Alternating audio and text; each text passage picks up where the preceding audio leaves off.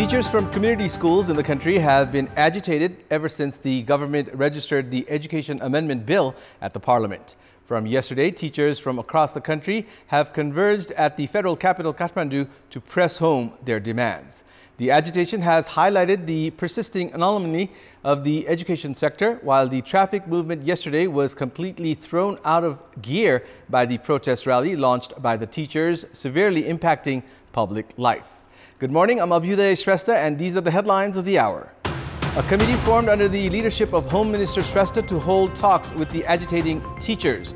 Unofficial discussions held between the two sides agree on another round of talks soon.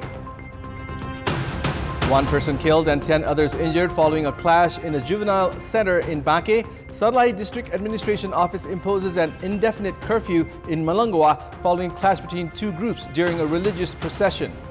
India's upper house of the Parliament, Rajya Sabha, unanimously passes the Women's Reservation Bill that will ensure 33% reservation for women in the lower house Lok Sabha and state assemblies.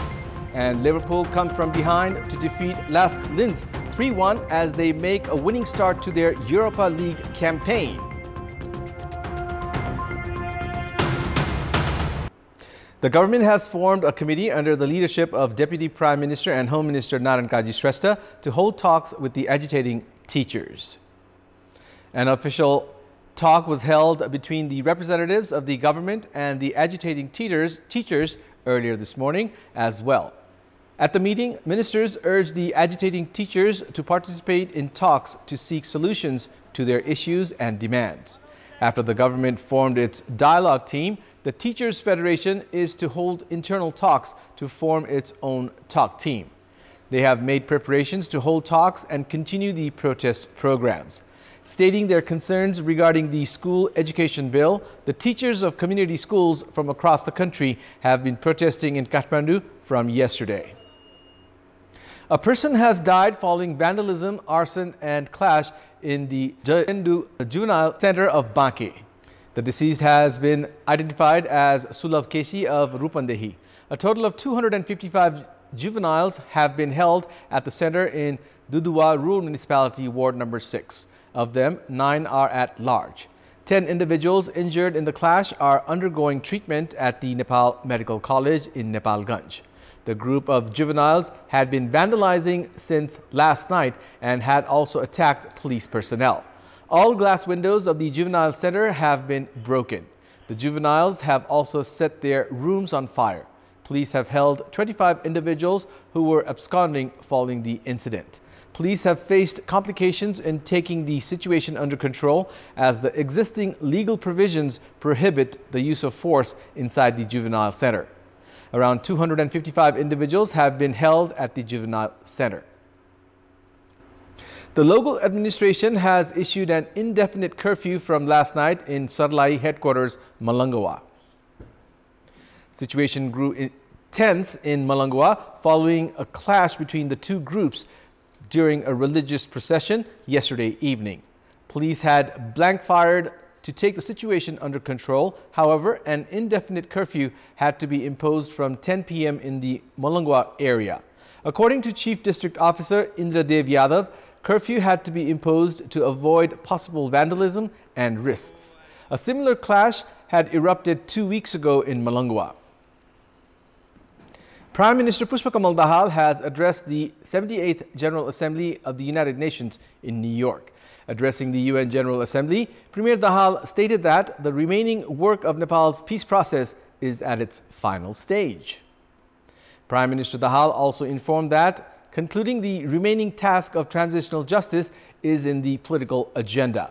Dahal also informed that an amendment bill related to transitional justice has been tabled at the federal parliament to address the concerns of the victims, reach a right balance between peace, justice and reparation, as well as to keep the process of transitional justice under the ownership of the society. Prime Minister Dahal also said that the Nepal government is committed to achieving the sustainable development goals set by the United Nations, however, informed that there were challenges due to lack of resources. Premier Dahal also urged for international support in development aid, direct foreign investment, export promotion and technology handover. Prime Minister Dahal, who is also the chair of the group of least developed countries, informed that the standards of LDCs are about to be raised and preparations for that are being made. Prime Minister Dahal will now fly directly from the United States to China for his official visit to the southern neighbor. It's time now for our segment Public Pulse, where you text us with your opinion. Public Pulse. Here's the question. Why has the trend of VIPs availing of facilities against set standard persisted? Your options are A, dominating attitude, B, monitoring lapses, and C, legal complexities. The voting is on. Type NEWS, select your option A, B, or C, and send it to 34001 to share your opinion with us. And it's time now for the international updates.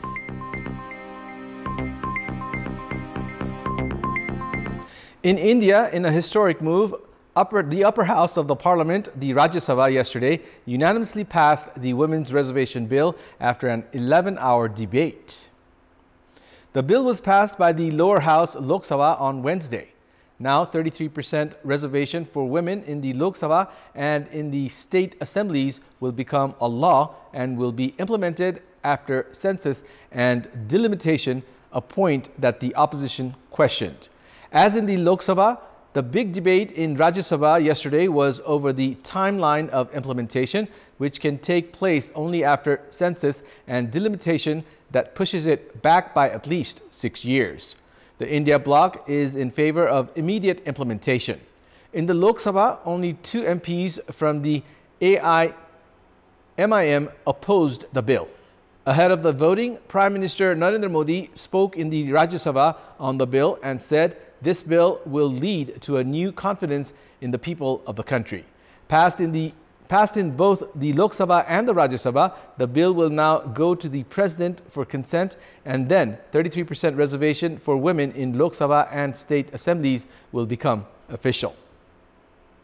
Peruvian authorities incinerated over 15 tons of seized drugs from various anti-narcotics operations across the country. Local officials said the drugs included cocaine, marijuana, and various other chemical substances in different stages of production. It is the 3rd time the Interior Ministry has carried out an activity such as this in Lima. During 2023, the Andrian County had seized 53 tons of drugs. Peruvian Interior Ministry's Internal Order Deputy Minister Miguel Angel Nunez informed.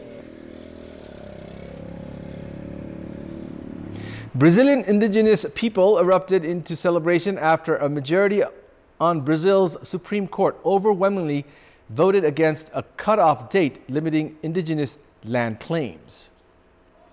Indigenous demonstrators gathered outside the Supreme Court in Brasilia while pending the vote on the law that sought to block rights to land that indigenous people did not live on in 1988.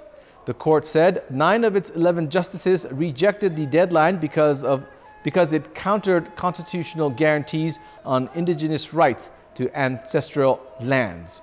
2 judges voted for the limit to end land conflicts and give farmers security on lands settled over the years in Brazil's fast-expanding agricultural frontier.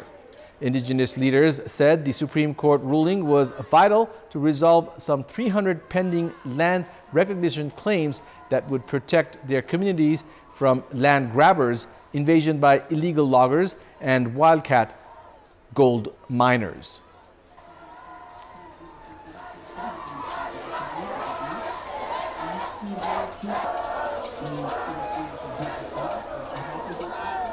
Rupert Murdoch has stepped down as the chairperson of Fox Corporation and News Corporation, ending a more than 7-decade career during which he created a media empire stretching from Australia to the United States.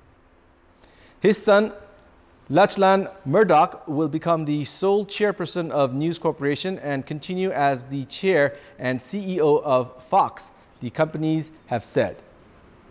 Lachlan takes over the Murdoch empire as the media industry is battered by challenges ranging from the decline in traditional television viewership to the recent defamation lawsuit with Dominion Voting Systems that Fox settled for $787.5 million, averting a trial that would have put Fox in the crosshairs over its amplification of false vote rigging claims in the 2020 U.S. presidential election. Earlier this year, 92-year-old Murdoch scrapped a plan that would have reunited his media empire by merging Fox and News Corporation. Murdoch, who has near-controlling stakes in both companies, will be appointed chairperson emeritus of both companies. It's time now for the sports news. Sports news.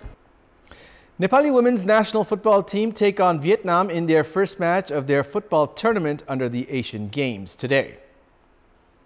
Placed in Group D, the Nepali Eves will take on Vietnam in their first match of the tournament, which is slated for a 12:45 p.m. kickoff Nepal time at the Olympic Sports Center Stadium. Nepal head coach Balgopal Maharjan has taken the Asiad as an opportunity for exposure for the team. Team Nepal are featuring at the Asian Games for the first time and are placed in a strong group which includes world champions Japan, Vietnam and Bangladesh. Prior to this, Nepal had played 2 matches against Vietnam. Nepal had suffered losses in both matches under the qualifiers for the Paris Olympic 2024. Team Nepal, led by captain Renuka Nagarkoti, are aiming for a revenge against Vietnam. Despite the formal inauguration of the 19th Asian Games slated for tomorrow, matches under football, volleyball and cricket have already begun. That's all for the moment. Thank you for watching. Have a good day.